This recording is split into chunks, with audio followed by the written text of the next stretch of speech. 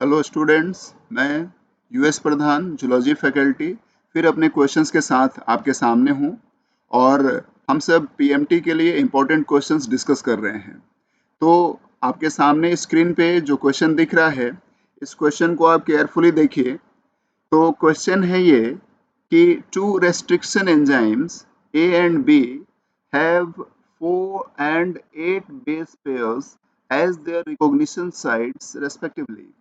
The ratio of the number of fragments that they will generate on restriction digestion of a genomic DNA of E. coli is approximately. Option देख रहे हैं आप।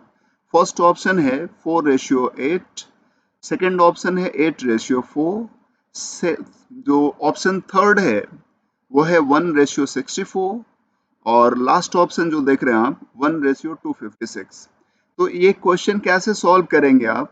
तो आप ये याद रखिए क्वेश्चन का डिमांड क्या है, पहले क्वेश्चन क्या पूछ रहा है वो आप समझिए। क्वेश्चन है कि दो रेस्ट्रिक्शन एंडोन्यूक्लियस एंजाइम्स हैं ए एंड बी, और जो एंजाइम ए है उसका रिकॉग्निशन साइट का जो साइज है, यानी जो रिकॉग्निशन साइट या क्लीवेज साइट या आप क्लोनिंग साइट नाम जानते हैं, तो एंजाइम ए का जो रिकॉग्निशन साइट है उसका साइज है 4 बेस पेयर और एंजाइम बी का रिकॉग्निशन साइट का साइज है 8 बेस पेयर।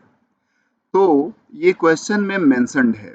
फिर क्वेश्चन डिमांड ये कर रहा है कि इन दोनों एंजाइम से हम ई कोलाई के जीनोमिक डीएनए को हम यदि हाइड्रोलाइज करते हैं, तोड़ते हैं हम इन दोनों एंजाइम्स के यूज से, तो ये एंजाइम्स जो डीएनए में फ्रैगमेंट्स प्रोड्यूस करेंगे उनका रेशियो क्या होगा।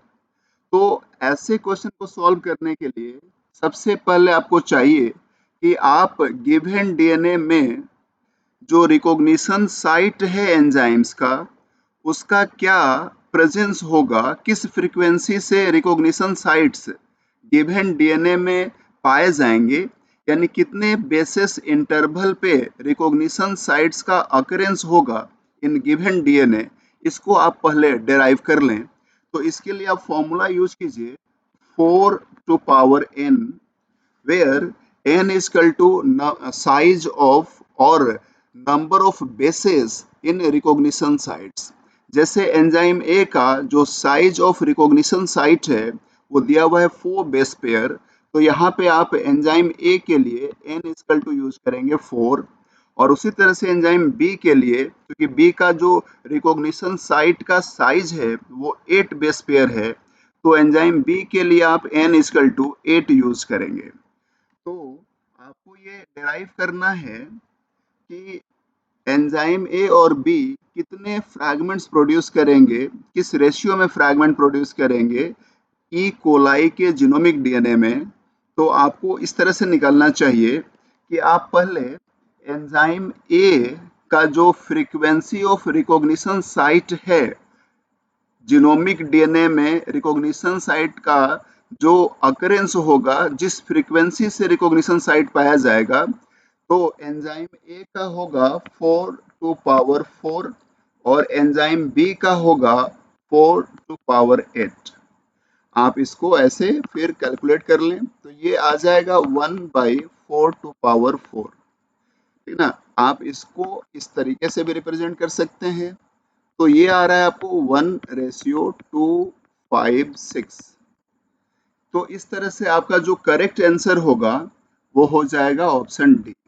कैसे डिराइव किया मैंने, तो इसके लिए इम्पोर्टेंट है, पहला स्टेप है कि सबसे पहले आप frequency of recognition site in given DNA को डिराइव कीजिए, और जितने रिकॉग्निशन साइट्स की फ्रीक्वेंसी आएगी तो उसी के पैरेलल फ्रैगमेंट्स का नंबर होगा।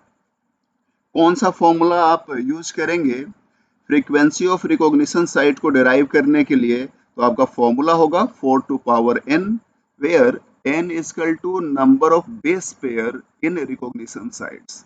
तो इस तरह से आप इस तरह के क्वेश्चंस को आसानी से सॉल्व कर सकते हैं, और जब भी आप इस तरह के क्वेश्चन फेस करें तो आपका सबसे इम्पोर्टेंट जो फॉर्मूला होगा वो होगा 4 to power n, जो फॉर्मूला है for frequency of recognition site present in given DNA, इसके लिए।